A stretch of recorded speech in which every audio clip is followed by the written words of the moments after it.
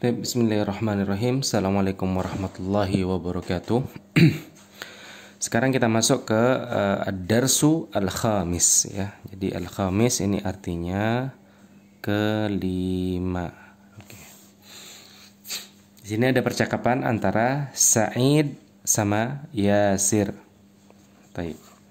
Sa'id berkata, "Akitabu Muhammadin hadza ya Yasir?" Apakah ini bukunya Muhammad? Kitabu Muhammadin, bukunya Muhammad, wahai Yasir. Ya, ini. Oke. Apakah ini buku Muhammad ya Yasir, wahai Yasir? Maka Yasir menjawab, la, hadza kitabu Hamidin. Tidak, ini bukunya Hamid. Aina kitabu Muhammadin? Mana bukunya Muhammad? Huwa alal maktabi hunaka. Buku itu, ya ini kata gantinya, buku itu di atas meja di sebelah sana. Hunaka ini adalah untuk menunjukkan tempat yang posisinya jauh. Aina daftaru Ammarin? Di mana? Daftar adalah buku tulis ya. Buku tulisnya Ammar. Huwa ala maktabil mudarris. Buku tulis itu ada di atas mejanya guru, mudarris guru. Maktabul mudarris ala maktabil mudarris guru. Kenapa maktabi? Karena ada ala di depan ya. Kalau ada ala di depan pasti kasrah. Qalamu man hadza ya Ali? Ballpoint siapakah ini wahai Ali? Hadza qalamul mudarrisi. Ini adalah ballpointnya mudarris. Mudarris apa tadi? Guru ya. Taib. Aina haqibatul mudarris? Di manakah haqibah ini tas? Mudarris guru. Di manakah tasnya guru? Ali menjawab, hiya tahtal maktabi. Di itu ya haqibah, ya ada tak marbutohnya di sini maka dia pakai hiya. Tahtal maktabi. Di bawah maktabi, meja, di bawah meja. Baik. Di sini ada beberapa poin yang perlu saya jelaskan. Pertama, kalau kita mau menjadikan sesuatu ya, barang menjadi milik seseorang ya, kayak gini, kitabu Hamid, bukunya Hamid, maka kalimat Hamid harus berharokat kasroh atau kasrotain. Kitabu Hamidin, tidak boleh kitabu Hamidun, tidak boleh.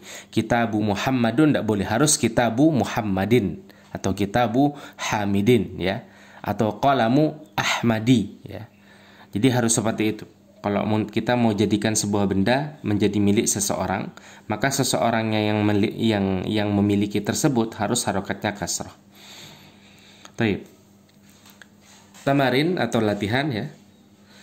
Ajib anil as'ilatil atiyah, jawablah pertanyaan di bawah ini. Aina kitabu Muhammad? Ya, dicari di sini, di mana letaknya buku Muhammad? Ya. Aina kitabu Ammarin? Ya. Jadi di sini saya kasih contoh soal nomor 1. Aina kitabu Muhammadin? Jawabannya kitabu Muhammadin alal maktabi hunaka.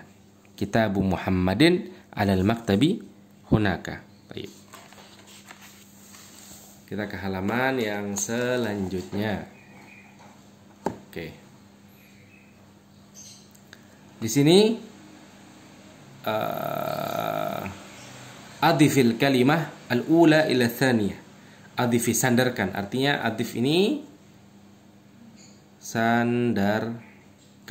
Jadi kita menyandarkan yang pertama ke yang kedua. Artinya menjadikan yang pertama ini sebagai miliknya yang kedua. Ya, kitabun Muhammadun, maka jawabannya kitabu Muhammadin ya. Kama nomor 2 misalnya qalamun Hamidun, berarti qalamu Hamidin. Dilihat yang berubah di sini adalah barang yang dimiliki awalnya kitabun, tapi ketika sudah bergabung sama Muhammad jadi kitabu. Jadi tidak boleh ada tanwin ya. Kitabu Muhammadin, tidak boleh ada tanwin untuk yang pertama, dan yang kedua harus berharokat kasroh atau kasrotain. Qalamun Hamidun, qalamu Hamidin, gitu ya. Yang di sini juga sama, maktabun al-mudarrisu. Berarti maktabul mudarrisi. Kalau ada alif lam tidak boleh ada tanwin. Jadi kasroh pakainya, bukan kasroten. Tapi itu untuk latihan yang kedua. Latihan yang ketiga, iqra waktub ma'adobti awakhiril kalimat. Baca dan tulislah dengan mengharokati akhir dari setiap kata. Babul madrasati. Ingat, tidak boleh babul madrasatu. Yang ini tinggal di voice note nomor latihan keempat ya. Iqra. Jadi aina baitul mudarrisi huwa ba'idun. Ya, tinggal dibaca saja sampai ke nomor, sampai ini ya. Ini juga dibaca sama seperti tadi, satu voice note saja. Dan yang terakhir di sini sampai nomor 20. Sampai nomor 20 dibaca ya sampai sini. Kemudian nomor 5 latihannya, kawin jumalan mufidatan bimil il faraq fi ma yali. Nah, kita cuma disuruh isi di sini. Isi titik-titik yang kosong sesuai dengan kosakata yang sudah kita punya. Nomor 1 misalnya titik-titik al-baitul mughlaq ya. Al-baiti. Berarti kalau ada al-baiti berarti di sini ada kepemilikan yang tadi kita jelaskan. Misalnya al-baiti mughlaqun, berarti jawabannya babul baiti mughlaqun. Pintunya rumah, mughlaq apa? Tertutup ya. Di sini juga sama ya. Muhammadun sallallahu alaihi wasallam Rasulullahi misalnya ya. Rasulullahi. Jadi diisi dengan kata-kata kepemilikan di sini ya. Entah yang diisi adalah barangnya, kayak yang nomor 1 ini barangnya ya. Babul baiti, pintunya rumah.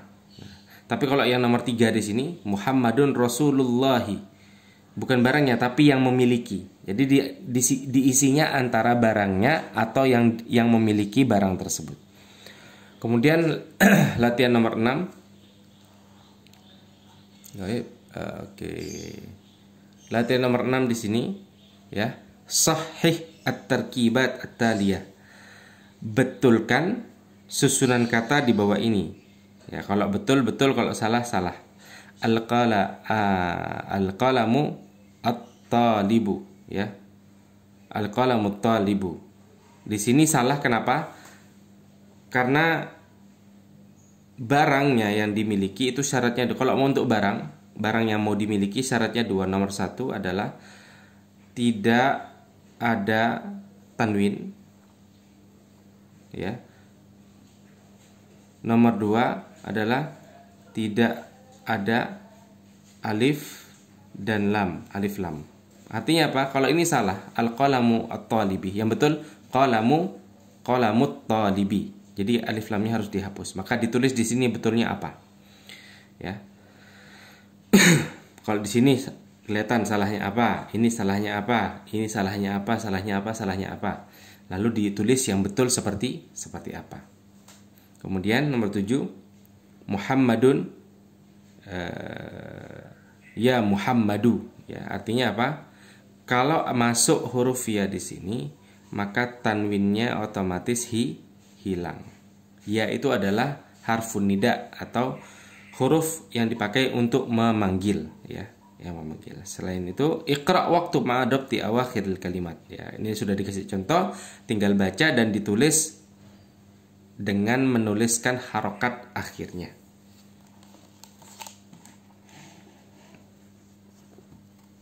Baik. Di sini nomor 8, iqra al-mithal al-ati. Bacalah contoh di bawah ini. Thumma kawin as'ilah mithlahu ya, kemudian susunlah pertanyaan seperti itu masyiron ila suwarit taliyah, disesuaikan dengan gambar yang ada di depannya. Contohnya, ini kita disuruh membuat pertanyaan ya. Kitabu man hadza, karena di sini buku, tulis kitabu man hadza, bukunya siapakah ini? Nah, sini tinggal tulis bolpen apa? Qalamun. Tinggal dijawab sama seperti ini. Ini ada komisun ya, ada baitun, ada sarirun. Tinggal ditulis di sini sama seperti contohnya seperti ini.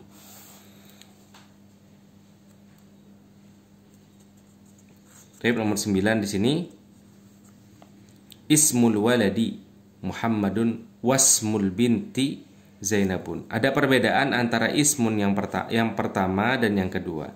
Kalau yang pertama karena dia di awal kata, di awal kalimat, maka ininya dibaca ismul waladi.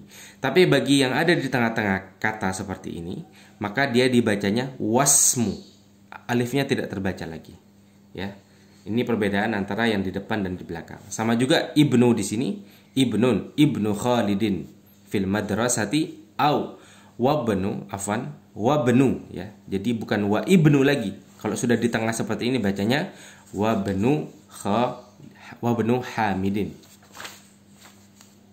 Baik. Yang terakhir di sini, perhatikan baik-baik. Iqra' ma yali mura'iyan qawaidun nutqi hamzatil wasal. Nah, di sini disuruh baca saja kayak gini. Kalau di depan bacanya berarti ibnu Muhammadin fil Iraq wabnu Hamidin fil Hind, ya. Ini disuruh baca kalau di depan gimana, kalau di tengah seperti apa, seperti yang sudah saya contohkan tadi. Al-kalimat al-jadidah, ya, kata-kata yang baru. Ar-rasul yaitu utusan, al-ammu itu paman, asy-syari' itu jalan, al-ka'bah ya Ka'bah, al-khal itu adalah paman dari ibu, kalau ammu paman dari ayah.